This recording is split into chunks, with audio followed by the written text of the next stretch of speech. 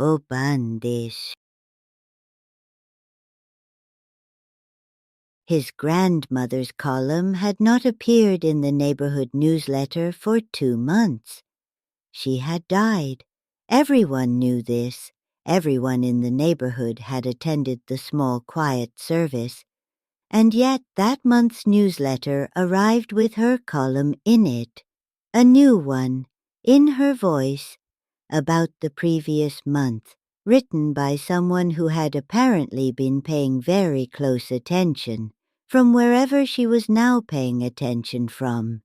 Don't read anything written by someone who should no longer be writing tonight. It is time for chapter 143.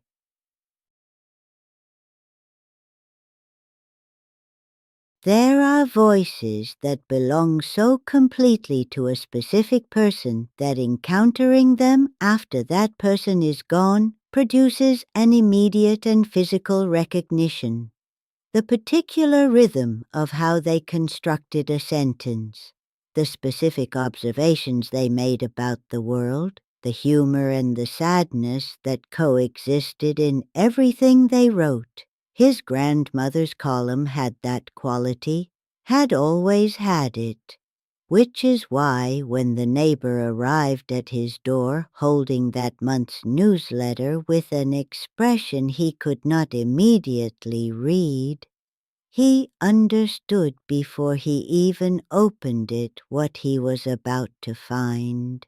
Her voice, still writing, from somewhere that should have made writing impossible.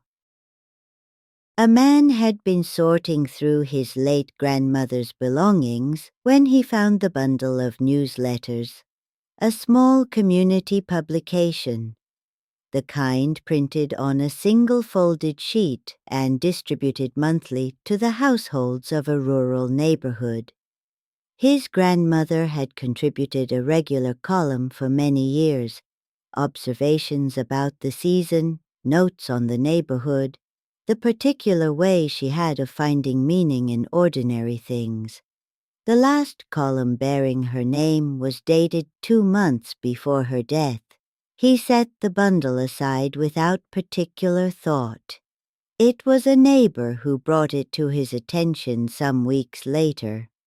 Arrived at his door holding that month's newsletter with an expression he could not immediately read.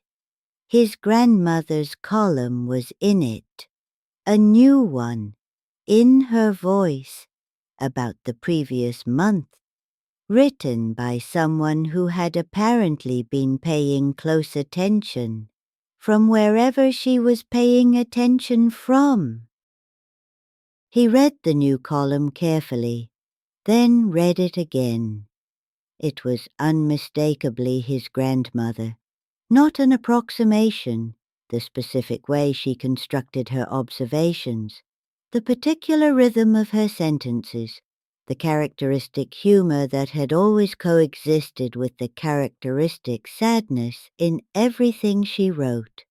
The column described the previous month's weather, a particular morning she had apparently noticed, the way the light had fallen on a familiar stretch of road at a specific hour, details that required genuine observation, that could not have been written in advance, that described things that had occurred after her death, in her voice, with her particular way of noticing the world.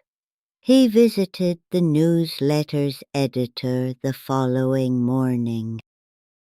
If these stories have found their way to you, if you find yourself returning to this quiet room, there is something small you can do. Like and subscribe. It tells me, and whatever else watches from this room, that you were here and that you intend to find your way back. If you have a story of your own, Granny is always listening, watching, waiting. The editor was an elderly woman who had known his grandmother for many years.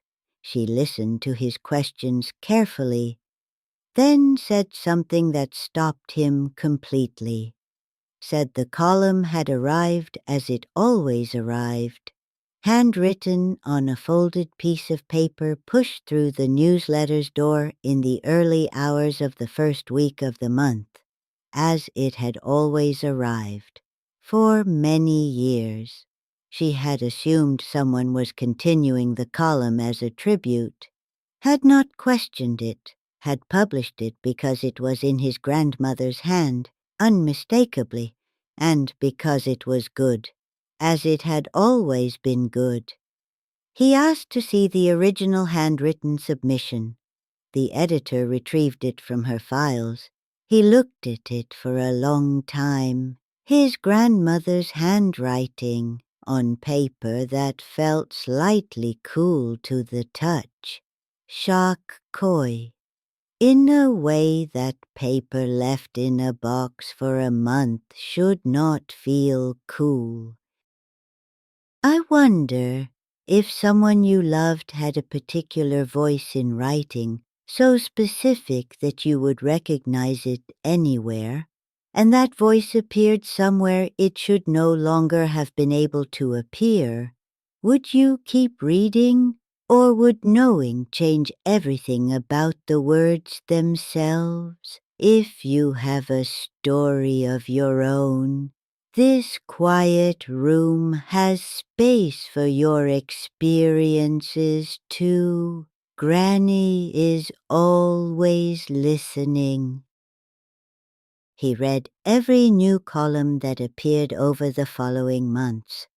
They continued arriving, monthly, pushed through the editor's door in the early hours of the first week, in his grandmother's hand, on paper slightly cool to the touch, each one describing the previous month with the particular attention of someone who had been genuinely present for it, noticing things he recognized as consistent with his grandmother's way of observing. A quality of light, a change in the neighborhood, a small thing that most people walked past without registering. He began to understand that wherever his grandmother was observing from, she had lost nothing of the quality that had made her column worth reading for so many years. Simply the ordinary limitation of being present in the neighborhood in the way the living are present. Ah, you are still here. Good. Some stories need a witness all the way to the end. I wonder if someone you loved kept writing after they were gone. What would you most hope they had noticed? The column that arrived in the month following his conversation with the editor contained something he had not expected, a direct reference to that conversation. His grandmother describing, from her particular vantage point, the morning he had sat across from the editor and held the handwritten submission and felt the particular coolness of the paper. She had been there, had observed it with the same attention she brought to everything else she wrote about. He sat with the newsletter for a long time after reading that column, then did something he had not done since childhood. He spoke aloud to the room, said her name, said he was glad she was still writing, said he would keep reading. The following month's column arrived, as always, pushed through the editor's door in the early hours, in her hand, on cool paper. The first line read simply, "I know, I heard you."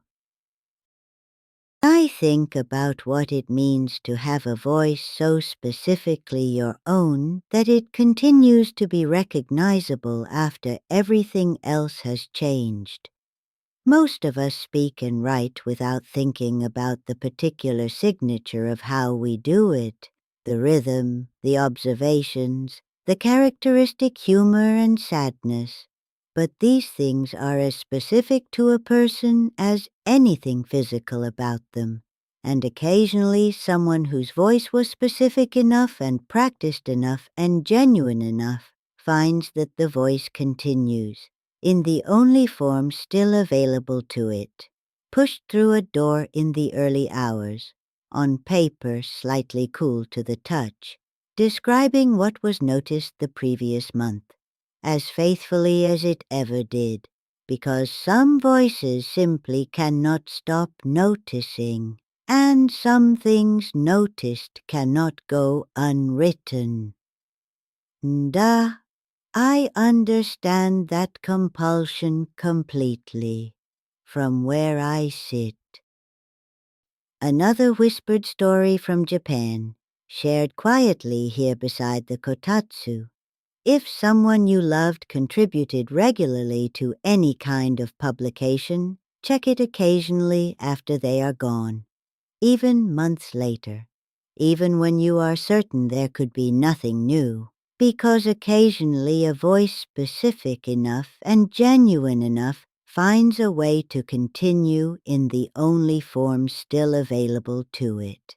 Pushed through a door in the early hours, in familiar handwriting, on paper slightly cool to the touch, describing what was noticed the previous month with the same attention it always brought to everything it noticed. And if you find such a column, read it carefully, all of it, because somewhere in it there may be a reference to something you did, something you said, something you felt certain no one else had noticed, written by someone who was there, who noticed, who could not leave it unwritten, and who is apparently still paying very close attention from wherever they are paying attention from.